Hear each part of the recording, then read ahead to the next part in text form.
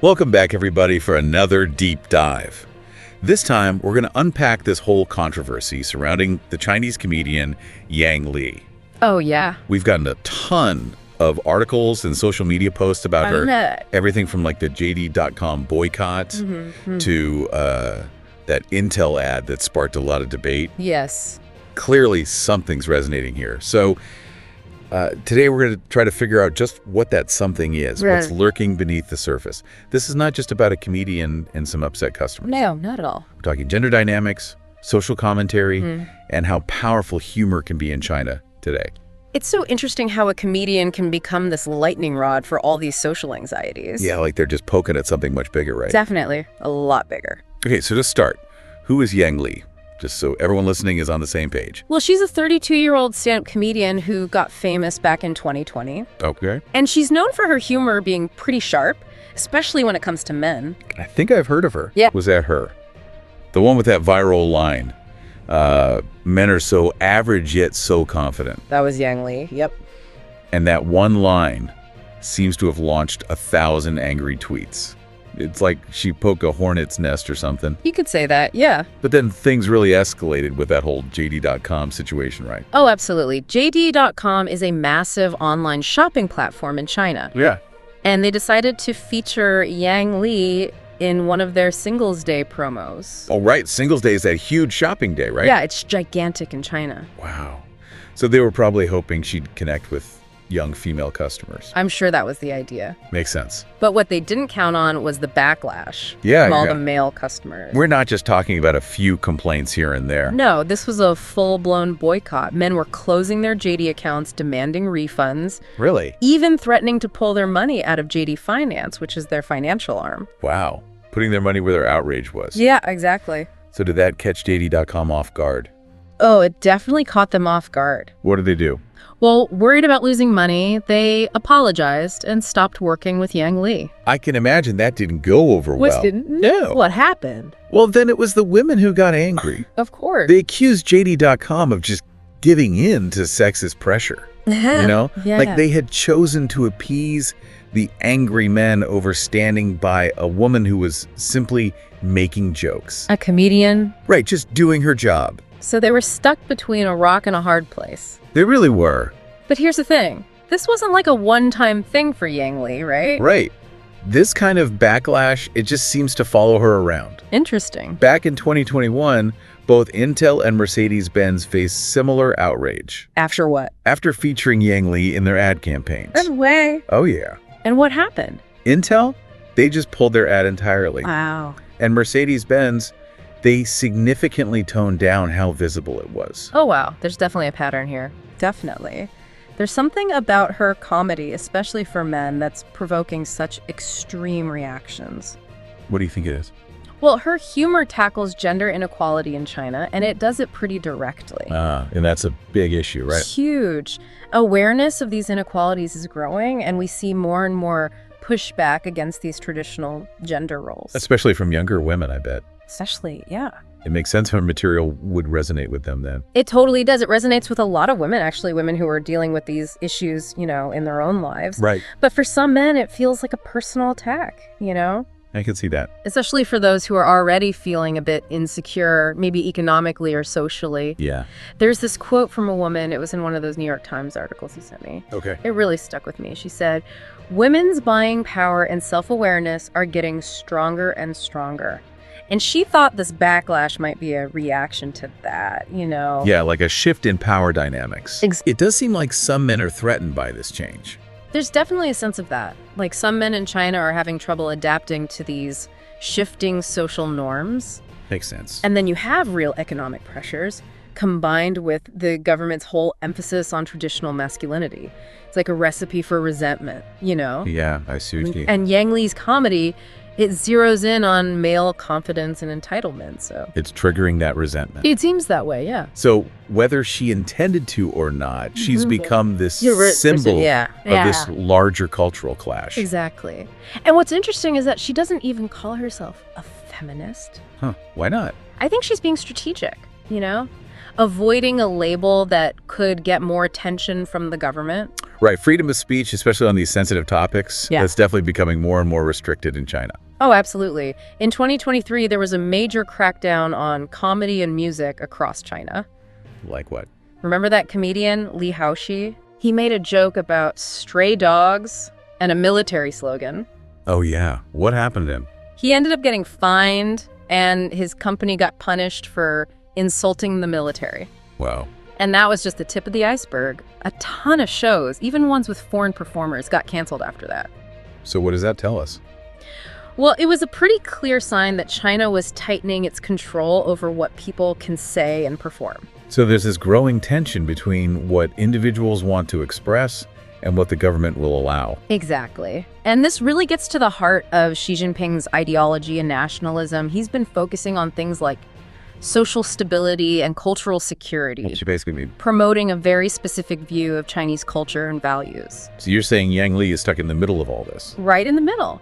And it's ironic, isn't it? Some men are accusing her of divisiveness, but it's the government itself that's really suppressing open discussion, right?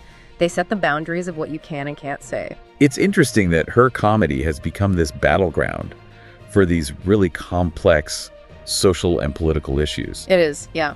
Clearly, there's a lot more to unpack here, so let's get into the details of her comedic style. Okay, let's do it. That's where things get even more interesting.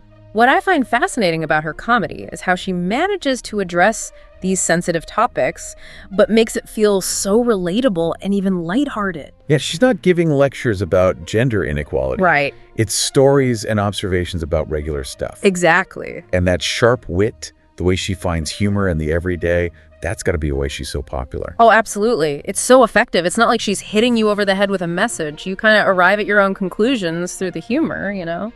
But there's also real intelligence to her comedy.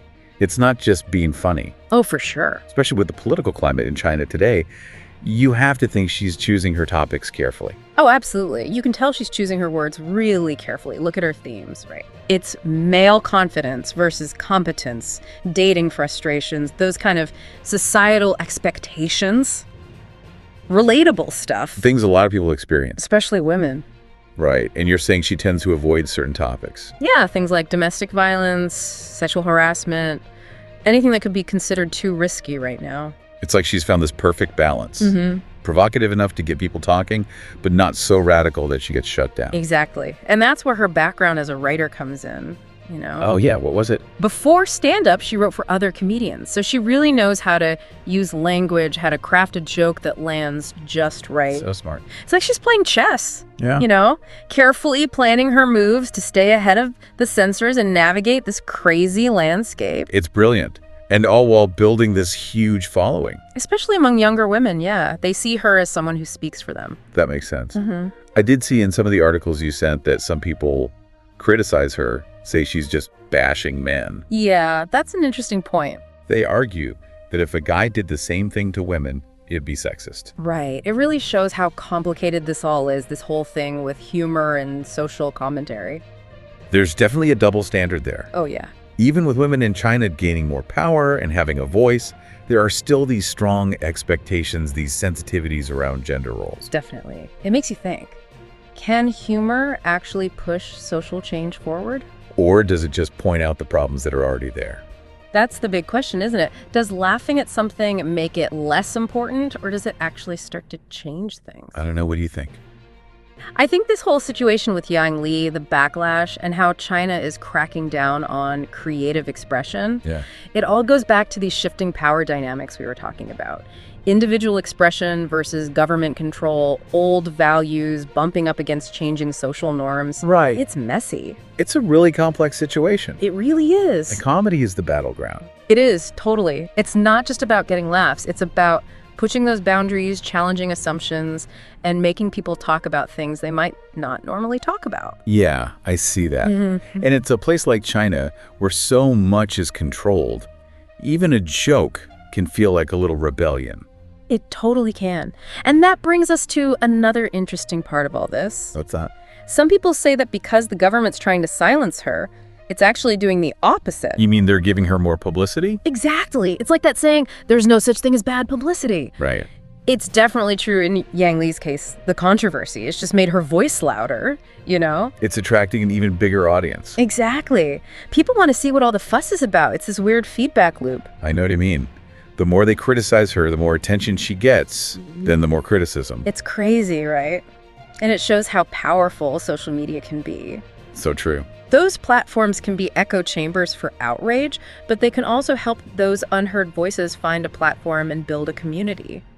So the people trying to silence her might actually be helping her. It's possible. By trying to shut her down, they're giving her more power. They might be, yeah. They might be making her message resonate even more with those who feel marginalized. The Streisand effect. Exactly. And it's not just her. We see this with artists and activists everywhere who are trying to shake things up. The more they're attacked, the more attention they get. And their message gets out there. It does, yeah. It's a reminder that with social media, you can't really control the narrative anymore. Information spreads so fast, it's like trying to hold back a tidal wave. So what does this mean for comedy in China? That's the question, isn't it? What's next? Especially in a place where freedom of expression is getting tighter. What does that mean for social commentary? Yeah. Can it even exist? It's a real balancing act for comedians like Yang Li. Trying to be funny and thought-provoking, but not crossing that line, the one the authorities draw. Sounds stressful. Oh, I bet. Like a constant game of cat and mouse. And it's going to keep going as long as these tensions exist. It probably will, yeah. But there is reason to be hopeful. Really? These conversations are happening, even if they're controversial and make people uncomfortable. That means things are shifting, even a little. So you're saying humor can break through, even in an environment that's trying to shut it down? Oh, absolutely. Humor is powerful, and it can be incredibly subversive.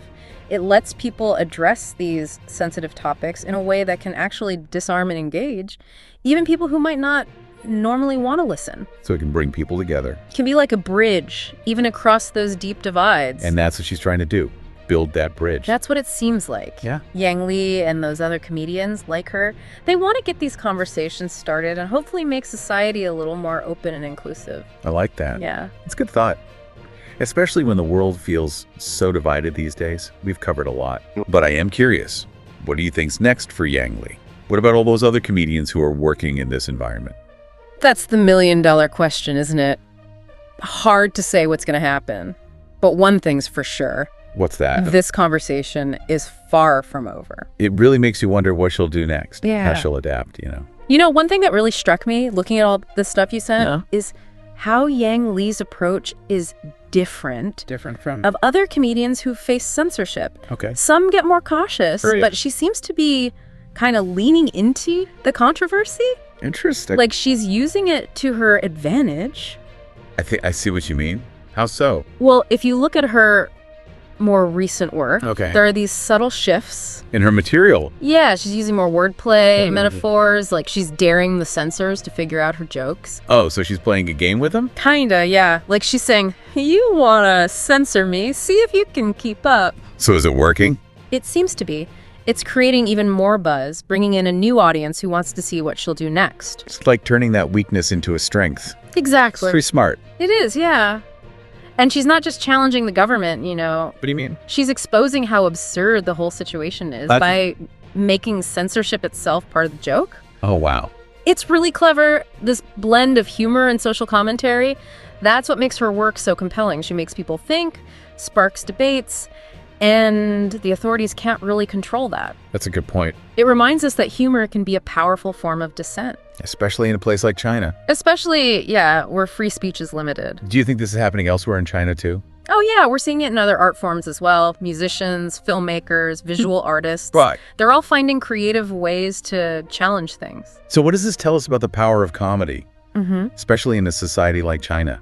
I think it shows us that comedy can be more than just entertainment. It can be a really powerful tool for social change. How so? It challenges norms, starts conversations that people might normally avoid. It gives a voice to the voiceless. Exactly. Especially in China, where so much is controlled.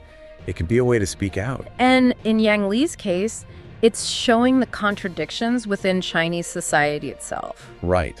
Traditional values versus changing social norms. Exactly. that desire for individual expression going up against government control, it's all there in her jokes. It's kind of amazing how one comedian can spark such a huge debate. It is, yeah.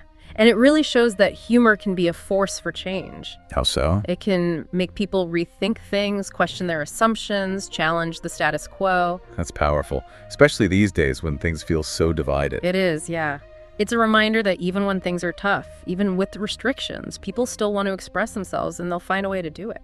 Well, that's a great point to end on. I want to thank you for being here today and diving into the Yang Lie effect with us. This has been a really insightful talk. I'm sure our listeners have a lot to think about. It was my pleasure. Keep exploring, keep questioning, and remember, never lose your sense of humor. Great advice. And to all our listeners out there, we'll see you next time for another deep dive.